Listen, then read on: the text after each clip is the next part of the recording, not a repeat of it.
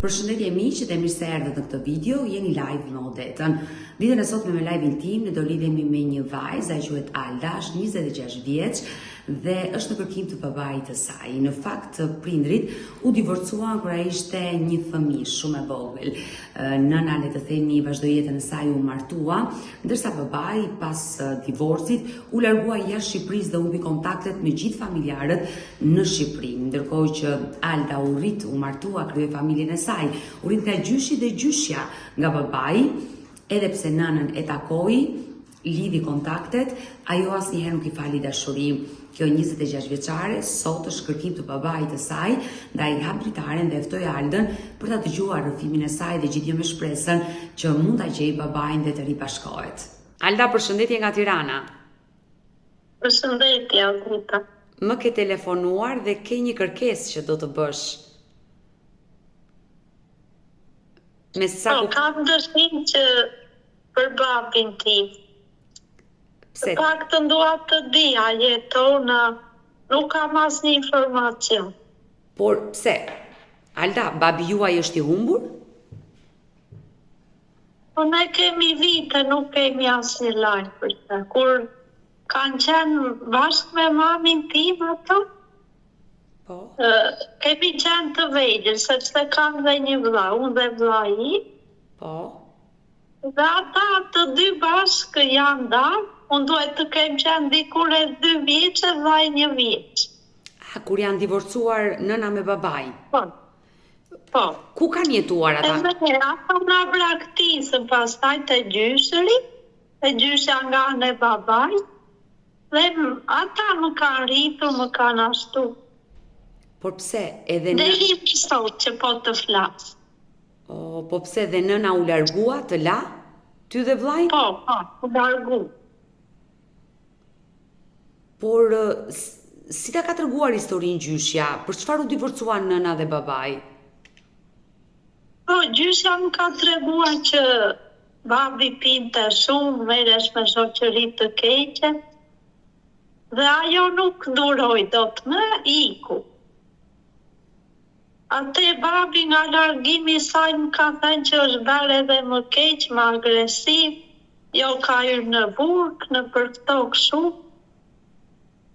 Po pavarësisht kësaj, ajo nuk na kërkoi mene si fëmijë. Edhe kur ju rritët nuk e takuat nënën tuaj? Po, tani kohët e fundit, ala se të martohesha unë vllai e takoj një dy, po unë jo.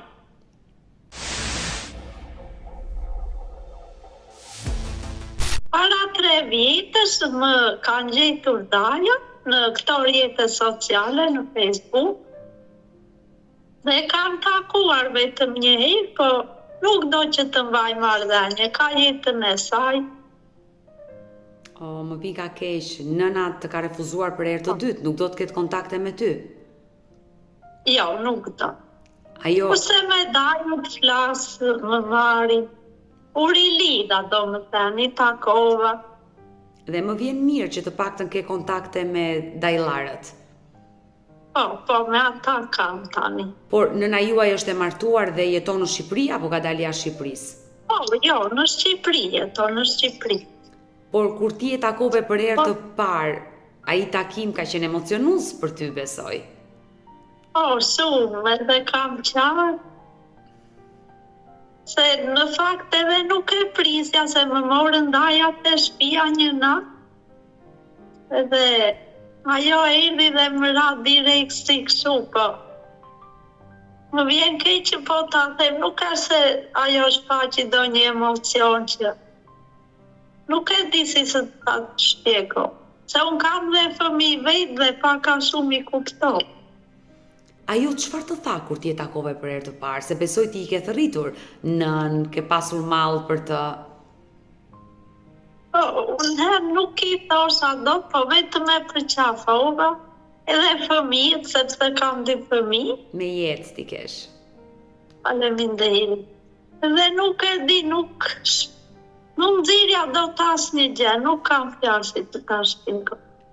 Ishte ajo... Edhe ajo qinte e largët, erdhi vetëm sa e ngri darkët. Unë doja që ta pyesja që pse u bë kjo punë kështu, po më vinte rënd se ati ishte me burin e saj dhe isha më i prisja do një gjë, do një punë, do një se, kish familjen e saj. Fëmi nuk ishte, por që nuk doja ta shqetësoja. Ajo nuk ka bërë fëmijë me marrë. Dyshja ime nuk e ka bërë kur me fajat, e vetëm këta që pse nuk ju takoj, unë derën e kam lënë gjithmonë akur ka thënë. Dhe kjo është e dhimbshme e dashur Alda, por ajo nuk ka bërë fëmijë nga martesa e dytë? Jo, nuk ka. Por nuk ka fëmijë dhe nuk u pranon juve? Sa ajo vetëm juve ju ka? Nuk e di çfarë të them.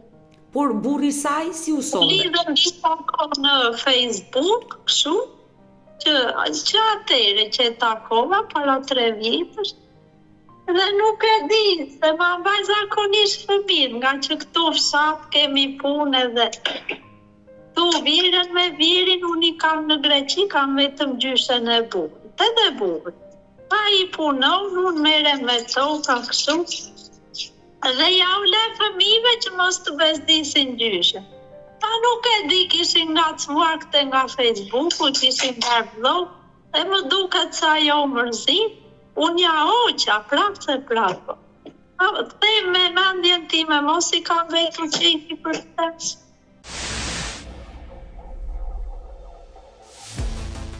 E dashur Alda, por ishte ajo që të tha nuk dua të kemë kontakte me ty? Jo, ajo nuk më tha asnjë gjë, po nga veprimet e kuptoj ju. Ajo nuk të mori më në telefon? Jo, nuk mori. Por me vllajin mban kontakte? Vllai ka vajtur vetëm njëre, ka takuar në Pogradec, ku është martuar, edhe kaq. Nuk ka se ka ndonjë lidhje kështu. Dhe më vjen shumë keq. Ti do doje ti kishe kontaktet me nënën tënde, por fatkeqësisht i ke humbur. E dashur Alda, por çfarë të tregoj gjyshja? Çfarë ndodhi më pas me babain tënd, pasi nëna iku, u nda, ai si humbi? Gjyshja më ka thënë që u pajtuan edhe një, pra pasaj nuk vazhdonin dot më. Edhe ai përfundoi në bukë, gati 3 vjet. U dënua për çfarë? Nuk e di se çfarë kishte bërë, për vjedhje, për kështu. Jo do një krim të re. Edhe më tha që përfundoi në bukë, e nxorë nga burgu, ai filloi po të njëjtat gjëra, nuk binte në shtëpi. Ka ndenjur vetëm një javë në shtëpinë tonë dhe pasaj është dukur për gjithë. Dhe mua më mori kjo, si të ndonjëherë të merë vorbull dhe jetës, po. E ndjekim shumë emisionin tënë, kam dhe gjyshen e burit të se mundohemi t'i bëjmë punët shpejt që të dëgjojmë ty, edhe ajo të ka shumë qejmë. E marrë me mend dhe të përshëndes dhe ty edhe gjyshen e burit. Por ndalemi tek historia e babait dhe dua të më japësh të dhëna. Si quhet babai juaj? Gjelo Jorgo Potka. Gjelo Potka. Po. Sa vjeç është babai juaj sot, afërsisht? Nuk i di sakt. Mund të jetë 48, nuk e di. Afërsisht 48 vjeç. Po. Ai vendlindjen e ka në çfarë vendi të Shqipërisë? Në Korçë, më duket në Korçë. Se aty ka qenë gjyshja. Në Korçë. Dhe çfarë viti është larguar nga shtëpia? Po. Nuk e di të pyes një gjyshen që të t'i them sakto të dhëna. Por ti ke qenë 5 vjeçe kur ai ra në burg. Po. Ai bëri 3 vite burg, ti vajte 8 vjeç. Kur ai doli nga burgu, humbi. Po, nuk patëm asnjë lloj kontakt. Dua të pyes, ju sa vjeç jeni e dashur? Unë jam 26. 26 vjeç, kështu që i bie që babai juaj të ketë humbur përpara 2025. Përpara 18 viteve. Po. Përafërsisht përpara 18 viteve mund të ketë humbur babai juaj. Ato që ju dini dhe ju ka treguar gjyshja pasi ju keni qenë fëmijë. E dashur Alda, por çfarë informacionesh ju kanë treguar për babain ndër vite? Ti më the që mund të ketë ikur në Greqi. E pa dikush, e takoi dikush në shtetin grek? Jo, vetëm fjalë kështu. Ja. Mendoj kushërin të ti, çunat e xhaxhar. A bën kërkime vëllezërit e tij xhaxhallarët e tu në atë kohë? Nuk është se i kam pyetur, po dhe ata mund të kenë bërë kërkim. Por gjyshja nga babai jeton sot? Po, jeton dhe gjyshi dhe gjyshja, po gjyshin e kam të paralizuar, as nuk plej, as nuk lëvit. Më vjen ka keq.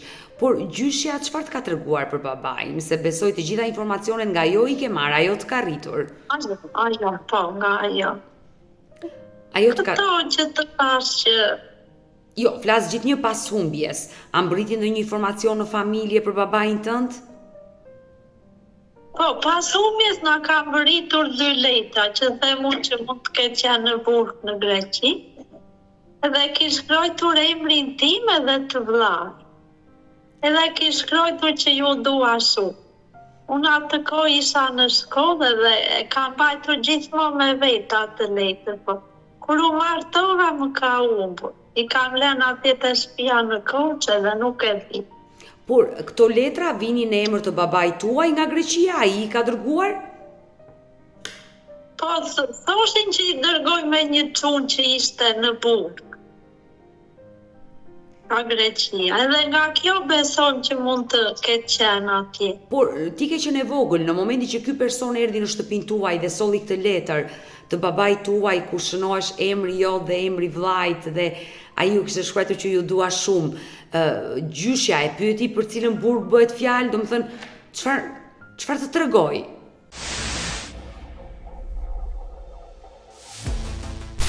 Ajo më ka treguar që ishte te burgu i Selanikut, vetëm këta të dhënë kishte dhënë ai. Pra, personi që ka ardhur në shtëpinë tuaj ka treguar se babai juaj ndodhesh në një burg në Selanik. Po. A ruan ti foto të babait? Po nuk kam asnjë. Vetëm ka gjyshja një që ka qenë ushtar, ka qenë shumë i ri. Po nuk e dia e ka ende. Sepse nëse do të kishim një foto do na ndihmoje shumë e dashur Alda në kërkimet tona, por më lejo që në këto momente të jap të dhënat e babait tuaj, gjithnjë me shpresën që ata që janë duke na ndjekur në këtë live që mund ta njohin historinë e Xhelo Podcast nga Korça mund të na ndihmojnë me informacione. Xhelo Podcast dyshohet se aktualisht mund jetë 48 vjeç nga Korça, ai është larguar përpara 18 viteve nga Shqipëria dhe ka humbur çdo lloj kontakti me familjarët e tij dhe dyshohet se ndoshta mund të ketë bërë burg në Greqi dhe konkretisht në familjen Potka mbriti një letër nga një djalë i cili tregoi në familje se Xhelo ndodhesh në një burg të Selanikut, por se sa vite ishte dënuar dhe për çfarë ishte dënuar e mësuat ju e dashur Alda? Jo, nuk e mësua. A shkoi dikush nga familja juaj për të bërë një denoncim në Selanik për të kërkuar në burg? Jo, nuk e besoj. Sepse kanë kaluar gjithë këto vite dhe ndoshta ai mund të ketë dalë nga burgu. Nuk e di. Sot je bërë vetë nën dhe e kupton qartë çfarë do thotë dashuria për një fëmijë. Çfarë dyshon se edhe ai të ka braktisur ty dhe vllain si nëna dhe mund të kenë nisur një jetë të re? Po besoj se po.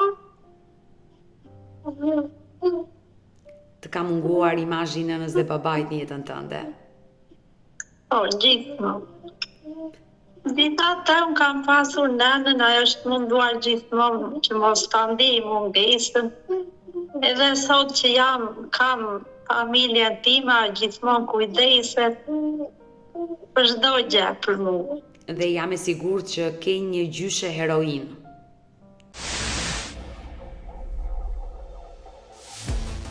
Nëse do dëgjonte babai jot, do dohet i përcjellje një mesazh ditën e sotme? do të doja që të paktën ta takoja një herë. Ishin si ishin muhabetet, unë nuk e di, po që të paktën ta di as gjallë, ta shikoj një herë fytyrën. Në memorien tënde e ke fiksuar imazhin e tij apo nuk e mban mend fare? Nuk e kam fiksuar fare. Por unë jam e sigurt që edhe vllai e kërkon. Vetëm atë foton që ka pasur nëna, atje ka qenë shumë mirë, vetëm ata kam të fiksuar. Nëpërmjet Bile fotos. dhe kohët e fundit kam parë një ender, prandaj dhe të ushtyta më shumë të shkruan. Sikur ai po më thëriste dhe unë doja ta shikoja, po nuk më linte një dritë dielli e madhe. Ai më thëriste jam babi. Dhe besoj që të ka munguar dhe prandaj ke vendosur ta kërkosh. Unë uroj që ai të jetë gjallë. Atë uroj dhe unë. Por jam e sigurt që nuk e kërkon vetëm ti, e kërkon dhe vllai jot. Të dy e kërkoni babain. Po ti. Por vllai çfarë të ka thënë? Ai nuk shpreh shumë, po që dhe ati mungo.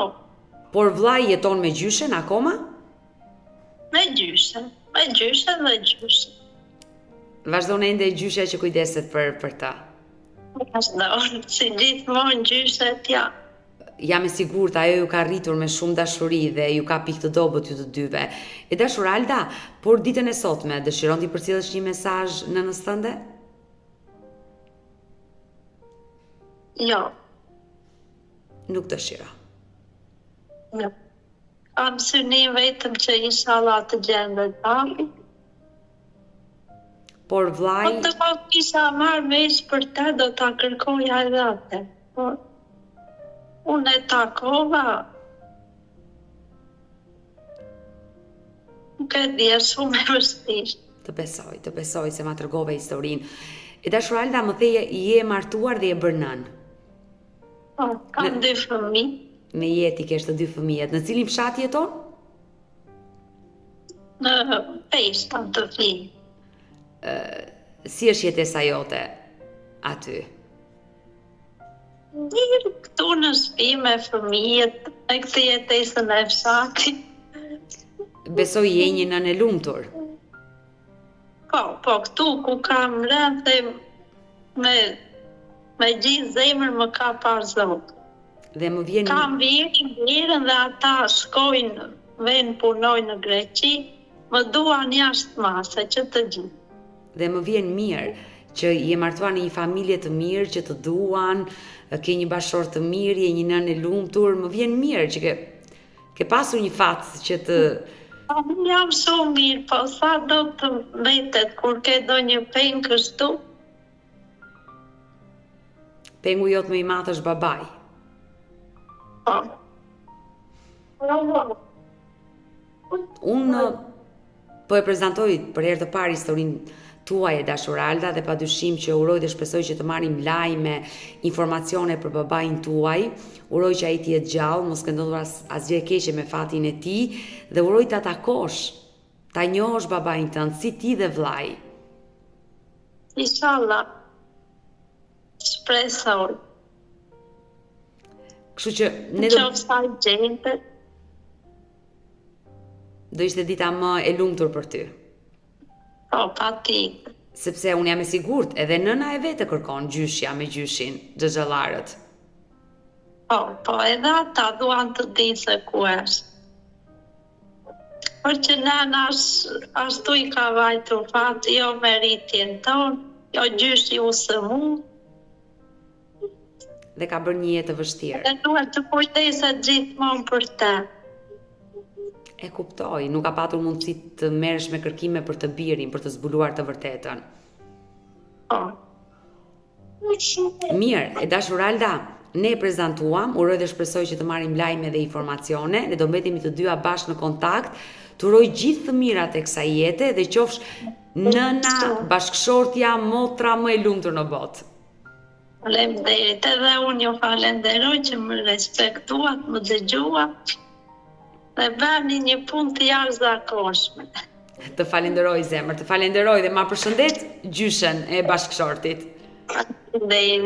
Gjithë të mira, të përshëndes nga Tirana. E dëgjuam historinë e kësaj 26 vjeçare, një histori e dhimbshme, e cila ishte rritur pa prindër. Ajo rrëfeu momentet dhe takimin e parë që bëri me nënën pasi ajo I kishte braktisur, por nuk e dieu asnjëherë dashurinë e saj. Ndërkohë Alda sot është në kërkim të babait të saj me emrin Xhelo Potka, është 48 vjeç dhe ka plot 18 vite I humbur dhe dyshohet se ndoshta mund të ketë përfunduar në ndonjë burg në Greqi. Por kushdo që mund ta njohë historinë e Xhelo Potkës, mos të hezitoj por të më kontaktoj. Mirë të dashur miq, ne do vazhdojmë të qëndrojmë sërish bashk live për të sjellë një tjetër histori, një tjetër denoncim dhe është pikërisht Gjensila, një 33 vjeçare, nëna e 2 fëmijëve, e cila është divorcuar, por pas divorcit po has probleme me ish partnerin e saj. Kështu që abritare mbeftoi më njëherë Gjensilën. Gjensila, përshëndetje nga Tirana. Përshëndetje. Më shkruajte në Instagram, më dërgove një mesazh dhe kërkoj që të flisje me mua në lidhje me një problem që ke, besoj. Unë jam në Greqi, kam tani bëj 7 vite fix. Po Tani kam 5 vite që jam e ndarë, po e divorcuar 10 më erdhi divorci, domethënë që e vëri ai divorcin. Në Shqipëri është bërë divorci, po unë me fëmijët, kam 2 fëmijë, të moshës 13, që I bën djali tani në mars, 13, dhe vajza I mbushin 9. Me jeti kesh. Fëmijët janë të lindur në Shqipëri, se ne në 2018 erdhëm. Edhe është bërë si divorc, domethënë, po më nxjerr shumë problema ai në fakt, se nuk do e kisha diskutuar fare këtë temë, se ai ka marrë apelas këtu në Greqi, jo nga ana time, po nga punët e veta, se unë nuk I kam kërkuar asnjë gjë, thjesht fëmijët e mi kam kërkuar për t'i rrit vetë. Të dy kemi filluar nga një jetë tjetër, domethënë ai është I martuar edhe unë kam një bashkëtesë, po jam bashkë me fëmijë. E kuptoj, por nuk jam gjykata çfarë vendosi? Gjykata çfarë ka vendosur? Gjykata tani, meqense se është bërë divorci në Shqipëri, sepse ashtu është rregulluar se ne ishim pa dokumenta, këtu unë tani me një letër pune jam, nuk kam marrë dokumenta akoma. Fëmijët kanë pa dokumenta të dy. Nuk kisha një avokat një të tillë, kanë bërë çka kanë dashur me atë vetën, ka vendosur që ai 2 herë në muaj të ketë takim me fëmijët, të shtunën e parë dhe të tretë nëse jam e gabuar, nga ora 10 të shtunën deri në 10 të dielën. Kjo nuk është e mundur as nga nuk ka vendosur gjykata një diçka të tillë që t'i çoj unë ose të vi ai. Nuk shkruan diku në vendim gjykate që unë duhet t'ia shpije ose të vi ai. Po. Tani më thonë që e kam çuar në përmbajtje. Nuk paguan lek, domethënë një herë në kaq fuqi teket kur I thon. Po s'e kam kërkuar me ngulm, te I kam thënë një 2-3 herë që është mirë, meqense edhe ti ke filluar jetën tënde edhe unë jam në të time, që fëmijëve mos ja ulim kokën, është mirë që detyrimin mujor t'ja japësh. Nuk deshi, ashtu, 1-2 herë dha edhe pastaj jo. Tani se që më brokulla më thot do t'i vënë në llogari, di unë shkreta se që janë ato llogari që I merr kanë 18 vite. Ajo quhet pension ushqimor, mendoj që është ndihmë, po megjithëse nuk e di ligjin. Se si qenë ka ajo t'i marrësh mbas si bëhet fëmia 18 vjeç. Jo, ai është një pension ushqimor që e ka të detyrueshme ta hedhë në një numër llogarie. Gjykata I ka vendosur 200.000 lekë të vjetra në muaj për të paguar. Po, për të dy bashkë. Për të dy fëmijët. Pra, me sa kuptova unë, kujdestarinë e fëmijëve ke marrë ti Gjensila, ai ka të drejtat e takimit dhe detyrimin ushqimor që do të pagoj për dy fëmijët.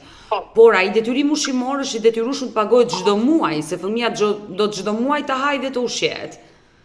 Jo, atë nuk e quajnë këto baballar që ndahen, nuk e di se unë kam parë shumë emisione të aty, jo s'kam mundësi se si jetojnë ato fëmijët kur ishim bashkë, domethënë, po të ishim ne bashkë, si do jetonte fëmijët kur s'ka mundësi të paguajë 200.000 lekë.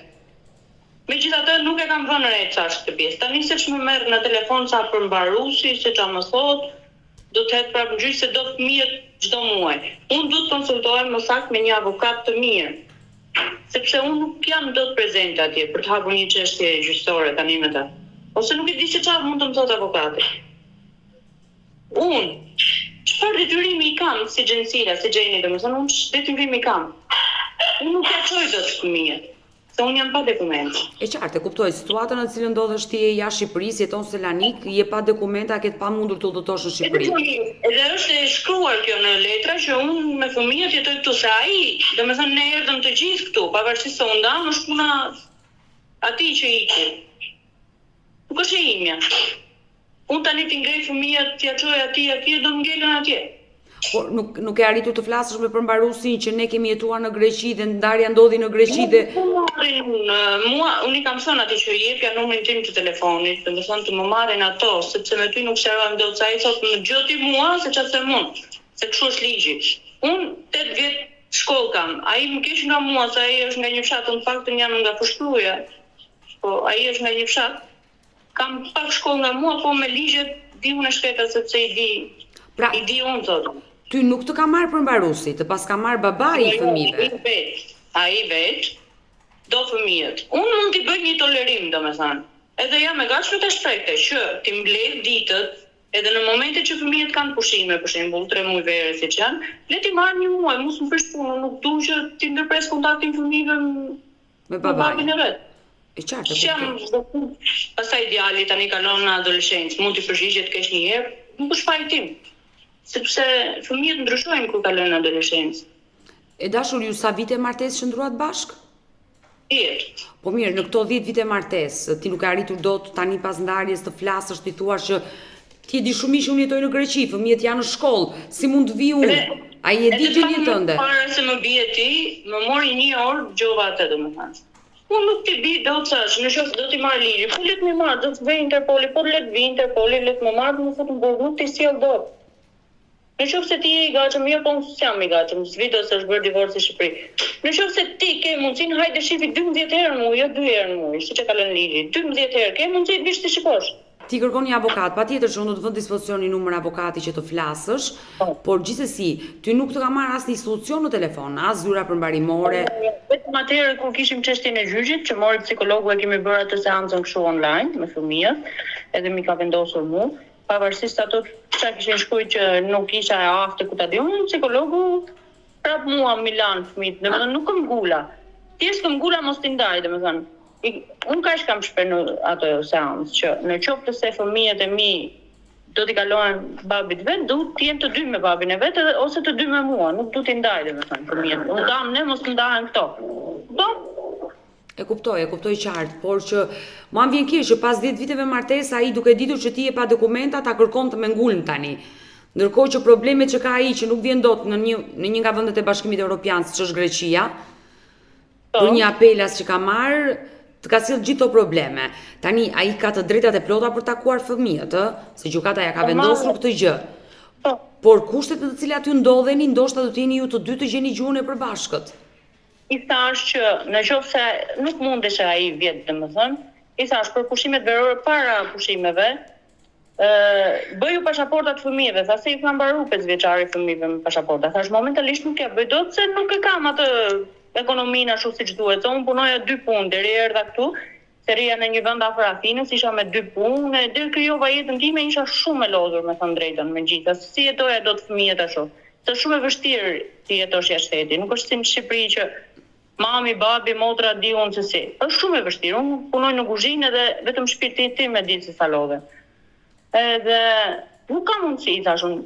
Dërgoj lekët edhe njëri nga prindrit e tuaj, domethënë unë t'ja firmën prokurën që ti vish ti të marrësh fëmijët edhe të më sjellësh. Ara do më thush, i do për 2 javë, i do për 1 muaj që unë të firmos për aq ditë edhe ti të më sjellësh. Domethënë kush do që të më marr, do të më sjell prapë fëmijët.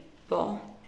Jo po bëj atje ti ja punë kështu ashtu, e las varë të punë nuk i mori, është puna ti, nuk është e imja. Prap edhe këtë vit unë i kam thënë, bëju pasaportat fëmijëve. Ja ke dhënë mundësinë, e kuptoj.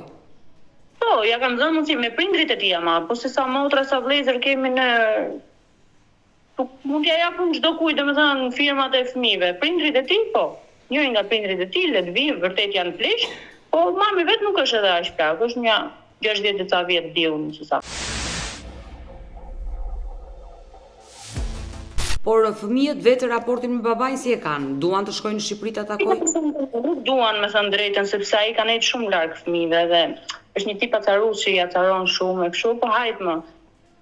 duhet i shtym se sa do nuk e di se çan ndjen për brenda fëmijët pastaj. Nuk mund të ndaloj ashtu se nuk do të shkosh e hajt mos shko. Domethënë mundohem t'ja mbush me një shko 2 javë janë ato të shkreta tek te ndej si do kaloj sot djali unë 2 javë atje. Ndërkohë që nuk di asnjë nga kushërinjtë vet, sa erdhi i vogël këtej. Nuk kanë komunikim ato. E kuptoj. Me fëmijët. Marrëdhënia është e ftohtë. Fëmijët hallat apo di unë nuk i marrin, kupton? Është një marrëdhënie e ftohtë, e kuptoj qartë, një marrëdhënie e ftohtë që njohin fare kur i shohin kështu rastësisht që del në një foto në TikTok që ishin me njëri tjetrin për shembull, se nuk është se i njohin, se ato i shkputën marrëdhëniet. Jo me mua, se du të kem kontakt, se unë e ndava atë, nuk më ndavja i mua, po me fëmijët, janë gjaku i tyre, unë si ndaloj dot. As nuk dua të ndaloj. Të pyes Gjensila, ka qenë një ndarje jo fort e lehtë që ai Po e vështirë ka qenë Odeta, sa ai është nga malësia dhe ato e kanë shumë të vështirë, për shembull, si lër gruaja, kupton?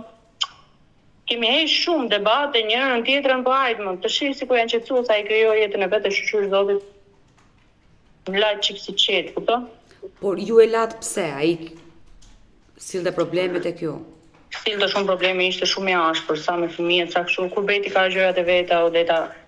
Në Shqipëri edhe ja pranojmë çik ato që rrinë kafeterieve njërin tjetrin, po këtu nuk paguhen detyrimet. Nuk paguhen. Nga momenti që nuk punon nuk ke çdo.